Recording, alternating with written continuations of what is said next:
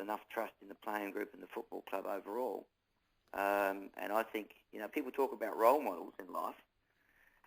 To me, role models are people that, have made an error of judgment but can actually go away and change it. And, and demonstrate that you can make an error of judgment, fix it, and come back, with much more experience and a head on your shoulders that become a great asset to our football club. So Simon Goodwin, to me, is the appropriate person and is a great role model for our football club. Craigie, I've got to be blunt here. I know Simon was wrong, but he was crucified, that kid. And Craigie, I'm not going to withdraw that because I was so angry over the way that he was persecuted in the media. I just felt that kid didn't deserve the treatment. He was wrong, no question about that, and he copped it. But by goodness gracious me, he was slaughtered.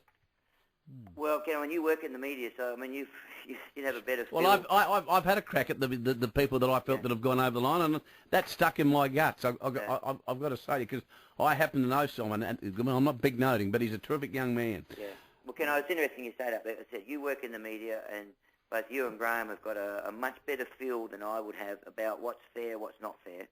So, I mean, I'd leave those comments of yours to the listeners. Well, Michelangelo just was like one of those circling sharks at a feeding frenzy, have you travelled overseas since the end of last season? Yes, Graham. Yep. Can you tell us what you learnt? I learnt to relax. No, well, was it a holiday? Yeah, no, part of it was. I was away for about 4 weeks in the United States. The first part of probably 2.5 weeks of that was with my family, which is, it was a great time to be away, and it's important to relax. No different to the players and yourselves when you go away, because you know how long the year is and repetitious it is. So we all need that. The last week and a half I spent with Stephen Trigg, both on the east and west coast, with a range of, we went to a range of different places and looked at different sports, some professional, some, more college, university, looked at a range of technologies that are happening over there, and also, from a slightly different perspective, spent a bit of time with a couple of big corporations over there as well, so just to see how they sort of do it from a business perspective. So you asked the question, what did I learn? What I did learn over there is that what we do in Australia here is fantastic in terms of our sport, because we have to do it differently because we haven't got the money that America's got. They just they buy themselves out of their problems. They buy talent. They don't necessarily develop it.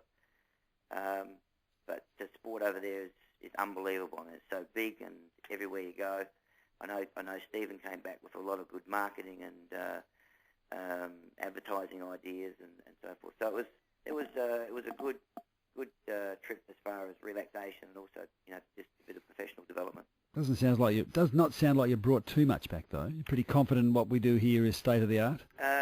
In terms of in a lot of areas, Graham, to get I think real benefit from a coaching perspective. I think if you could organise a location, maybe this, for example, the New York Giants. Okay, if you could organise a location like that and go and spend 4 weeks there and be involved in everyday living and life, and meetings and training and travelling, whatever, that would be the ideal situation. At the moment, you organise an appointment, you can spend half a day there or a day and whatever, and you do pick up things, but it's still superficial. I mean, you don't develop relationships, trusting relationships in a 30-minute conversation. Yeah. Well, look. Then finally, I think these always go on longer than we thought. I've enjoyed it, though. What have you done with your coaching box and your assistants? Yep. I think there was a fair criticism that needed to be looked at over the summer, and perhaps an additional response added to it, or additional profile added to it. Have you taken that to heart? Yeah, what we've done there, Graham, is that first of all, there's been some movement in terms of responsibilities and jobs. Mm-hmm. David Noble is now working with the midfield. Paul Hamilton, who's had a lot of experience as an assistant coach in the AFL, in a range of areas, is working more now with the forwards.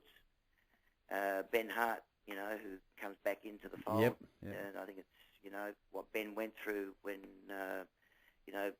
over 12 months ago when we decided he couldn't continue to play with us. I think his capacity to come back into our football club and continue his career, if you like, with our club is great for us, and it's great for Ben.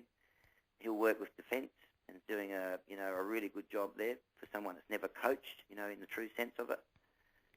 Matthew Clark comes back into the situation, replacing Mick Redden, who did a fantastic job for our football club. I just wanted to spend more time with our ruck division, and so Matthews can see fit to do that. What else have we got? Peter Jonas, he'll assist David Noble with the midfield. That's particularly on game day, Graham. That's becoming a big job in terms of rotation as well as watching what's happening on the field. So he'll assist there on game day, work with David in our training, but also he'll now link in with Alan Stewart in terms of the development of the younger guys that we've got. So there's been some significant changes there. Well, mate, thanks for the chat. Thanks for your time. We'll see you in action in about 2 weeks' time in Dubai. You guys going to Dubai? Yeah, we are. We're calling the game over there. We're going for a week, Neil, doing our program back for the full week leading up to the calling of the game back to Adelaide. So how are you getting over there, Ken? You don't like flying. What are you doing? It's a very good question, Neil. He's not going unless he goes business class. We're trying to get all the plugs we can for Emirates. Okay, thanks for your time, guys. Craigie, thanks for your time, Neil. Pleasure. Neil Craig, coach of the Crows there, covering all the ground. I hope the Crows fans want to have covered there. Don't you like sitting there and having a cup of coffee, talking with Craigie and Choco? And I love it. Find out exactly what's going on. And he's very frank, gave us some insight to his thoughts and what he's doing. And they've produced unexpected results before. They'll need to do it again this year. It's going to be an exciting year for both teams, Dudley. May slip under the radar, the Crows. I reckon they will. People will underestimate them, and it's maybe a big chance. This podcast from 1395 Adelaide's 5AA.